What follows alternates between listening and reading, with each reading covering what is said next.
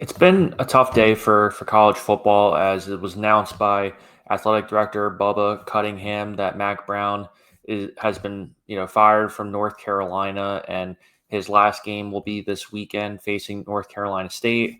Obviously, because they have 6 games, they will be in bowl contention, and right now it is unclear in terms of whether or not he'll be coaching the bowl game.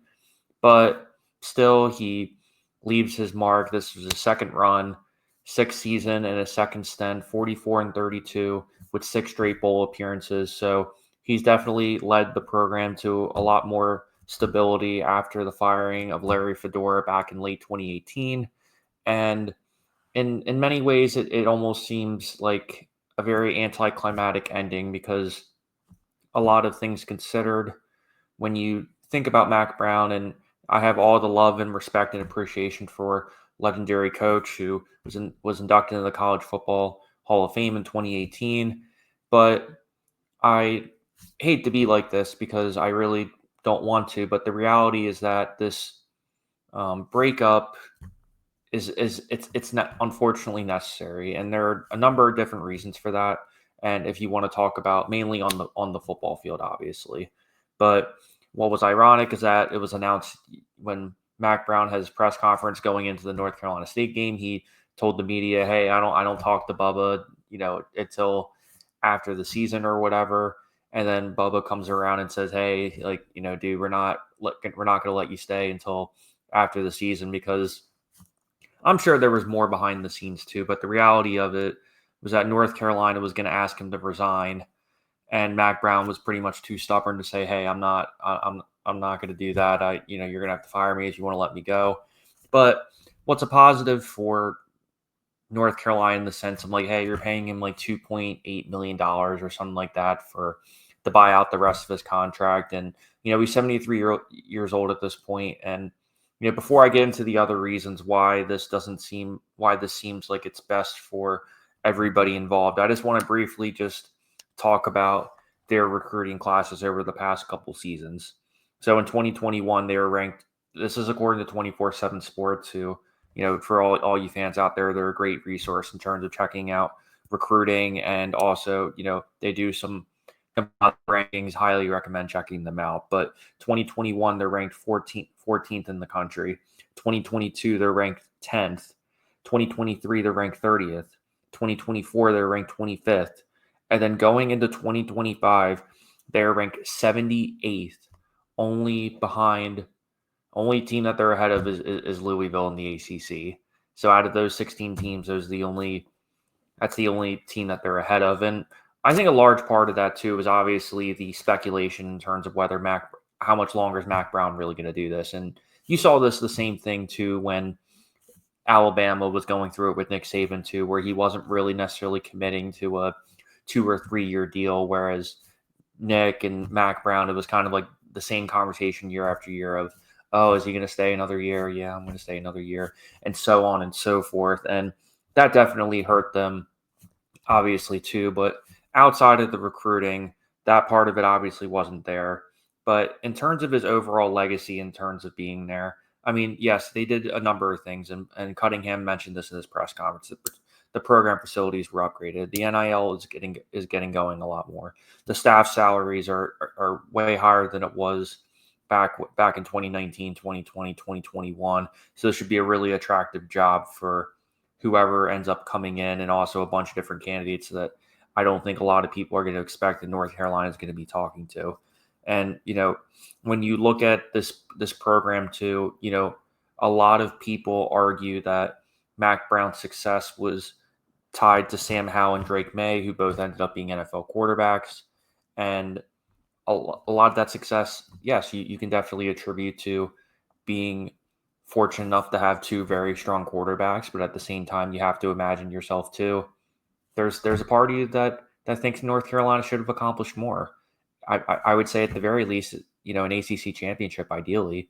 I believe they only made one ACC championship appearance, but they still made 6 bowl games. So I mean, it's not like Mack Brown completely underestimated or underperformed necessarily, but it got to a point where this season almost seemed like the tipping point in terms of North Carolina's relationship with Mack Brown. And I point to two games where it really breaks the camel's back. The one game I referenced even in a Witty CFB video a couple months ago, which who would have thought that this game would ever turn out this way? But when they played James Madison a couple months ago, and that game ended up being 70-50. And, if you don't, without relying on the box score, needless to say, it was a complete ass whooping by James Madison, and quite frankly, just an embarrassment in terms of North Carolina's defense, which I would argue is one thing that North Carolina fans have consistently complained about when it comes to Mack Brown, is particularly his coordinator hires. We could talk about Jeff Collins this year and the choke job that he had against Georgia Tech, where North Carolina essentially had the game won, but then all Georgia Tech was going to do was just run out the clock and let it go into overtime. And what do you know? They go a run right in the middle of the center gap, and boom, 64 yards untouched, and Georgia Tech's going to win the game, and everybody's sitting there saying, what the heck's going on? So that obviously is a clear criticism. Jeff Collins, obviously well respected coach, was at Georgia Tech for a number of years too. And then even if you want to talk about before Jeff Collins, we could even throw in Gene Chizik, who was their defensive coordinator before.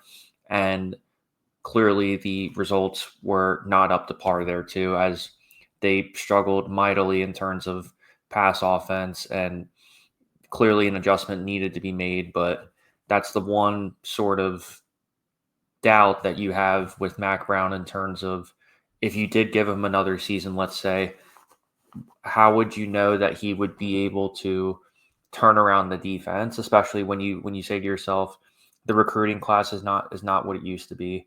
You have to sit there and ask yourself, do you really want Jeff Collins again after giving up 70 to James Madison?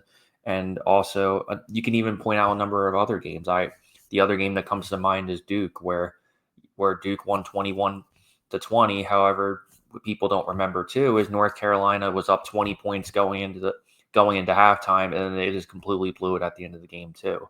And nothing against Duke, but nobody sits there and says, oh yeah, Malik Murphy, he's going to throw all over us. I mean, he's a very athletic quarterback. He's very much more skilled than led on, especially when he started career at Texas and then transferred to Duke when he realized that he was never going to start at Texas because Quinn Ewers and Arch Manning were there, which makes sense. But at the same time, it just kind of seems like a fitting end, especially when the beginning of the year, when I highlighted this team, I knew how important it was going to be for Mario Hampton to be a part of their success. And quite frankly, he's had an amazing season, 15 or 16 touchdowns, 1,500 plus yards. But at the same time, when Max Johnson gets hurt, has a season-ending injury versus Minnesota, you just saw the difference night and day between somebody like Max Johnson versus Jacoby Criswell, who, quite frankly, doesn't have the necessary skill sets yet to really make a big difference in terms of getting North Carolina over the hump past those 6 or 7 games that we've kind of been accustomed to with North Carolina in general, where Max Johnson was kind of more of that veteran presence that North Carolina really needed in order to have one last magical run and possibly make some noise in terms of the ACC Championship game. But once when you saw Max Johnson being hurt and none of the other backups being able to step in, especially when Connor Harrell also got injured too, it just wasn't really meshing well. And especially when you see Jeff Collins' defense, it's just not really where it's at in terms of long-term stability, and also giving your fan base, your donors, your football endowment the confidence that you need to be able to sit there and say, hey, we're going to ride this out with Mack Brown as long as we can. And, all things considered too, do I wish that he could have just ended the way that we all kind of thought, which he would retire gracefully and everybody would be celebrating and commemorating him? Hey, I would be all for that. I mean, I love Mack Brown. I love his press conferences, his enthusiasm, him wanting to help student athletes is just incredible. And I've even said this on the show before. I think he would make a great first ever college football commissioner if they ever went down that route. I think he would be an incredible ambassador to the game, and I'd love to see him on College Game Day or somehow involved with the sport one way or another. But now that we've we covered Mack Brown. We've talked about his recruiting. We've talked about the struggles they've had after having Drake May and Sam Howell and the defensive struggles under Jeff Collins. The next thing I kind of asked myself too is just some preliminary candidates in terms of who can possibly fill this role now that it's open. Hopefully, and honorably perhaps, they let him coach first North Carolina State and get the win, and hopefully end up 7-5, 4-4 in the ACC. It would probably be best if he just coached the bowl game too. I mean, hey, why not give him one last ride, especially when you don't have to worry about that December window anymore. So you do have a little bit more time in the sense of, hey, you don't have to necessarily rush into your next candidacy, but at the same time, it's just the way the modern rules are. It is somewhat more valued for you to have a more in-depth search, but also doing it as quickly as possible too, where boom, as soon as you know who your guy is, jump on the gun, making sure you're keeping, not only are you making sure you're keeping the foundational guys that Mack Brown has right now, but you're also having to go out and pivot and figure out guys who can fit the new scheme that's coming in. So there have been a number of different names that have kind of been thrown out in terms of the job, but I have 5 candidates here who I think would be an excellent fit for this job, or possibly just candidates that I think they're going to be talking to one way or another. Obviously, to me, in my opinion, the biggest headliner name that's going to be thrown out there is Dan Mullen. And for those I cover Florida. I'm a Florida guy. I know all about Dan Mullen. And I think he's a phenomenal coach. I think he's really enjoying himself at ESPN, and the chemistry that him and Matt Barry is undeniable and a lot of fun to watch as a fan. However, what I struggle with Dan Mullen in terms of this fit is, one, I don't think he's going to have the NIL resources to really make that big of a jump, because everybody knows he's not a good recruiter. He doesn't really believe in recruiting, quite frankly. And for him to get out of the ESPN booth, it's going to require a much more stronger job in North Carolina. It's not that it's not attractive, but I don't see him getting out of there unless it's a Big Ten or another SEC job that would probably pay him a little bit more than what North Carolina is paying. Although I would be really excited to see what brilliant of a mind Dan Mullen could be, and turning this around if he could bring in the right quarterbacks and the right sort of system in order for you to maximize what you have there.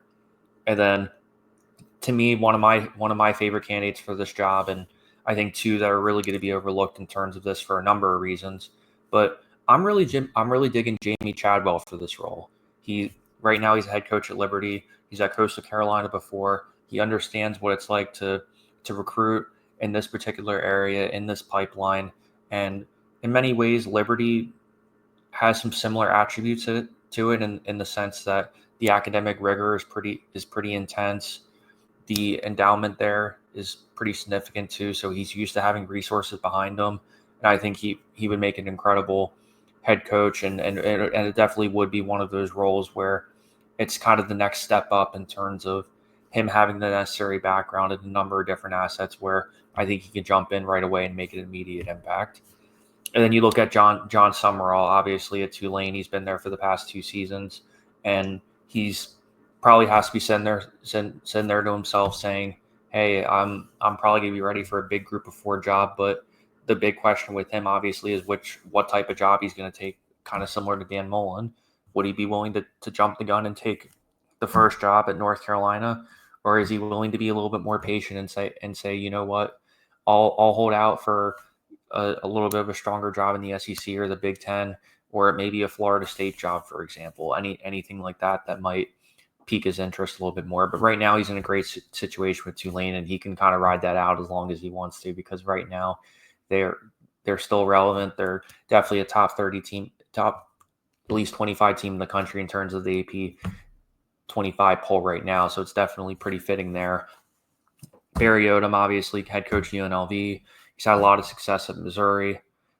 500 as a coach there, but that was when he was a lot younger. And now that he's more disciplined, he's wiser, and I think more importantly than anything, he has that an elite defensive background that would be a lot more complementary in terms of what North Carolina has right now. Because obviously you're going to assume that whoever the head coach is going to clear house. is going to want his own staff in there. So you don't have to worry about Jeff Collins. You don't have to worry about his staff or anything like that. So I think it could be really beneficial for them to bring in a defensive minded coach, especially when, generally speaking, if you're talking about head coaches, usually if it's a experienced offensive minded coach, you might bring in an inexperienced defensive coach, and vice versa. So a lot of times teams tend to flip back and forth depending on what their strengths and weaknesses are. So I would not be surprised if they go with somebody who is more of kind of a riser and of a riser who has a defensive background. And the last name I'm going to throw out there, who I certainly don't think is getting enough recognition, is Jeff Monken over at Army. He's been there 10 seasons. He is the pillar of discipline and consistency in terms of college football, and he is, in my opinion, exactly what this program needs. He's disciplined, he's consistent, he's a great recruiter, he knows how to motivate his players, and he understands what it's like to have a great staff around him, especially when you have the challenges of being at a service academy too, and having that consistent success. I think he would be a phenomenal head coach at North Carolina if he ever did want to make that jump. But at the same time, I totally understand him having the loyalty at Army, because anybody who watched Army football knows that he's absolutely beloved there. So let me know in the comments what you think about the current head coaching search right now, as well as Mack Brown being fired from North Carolina.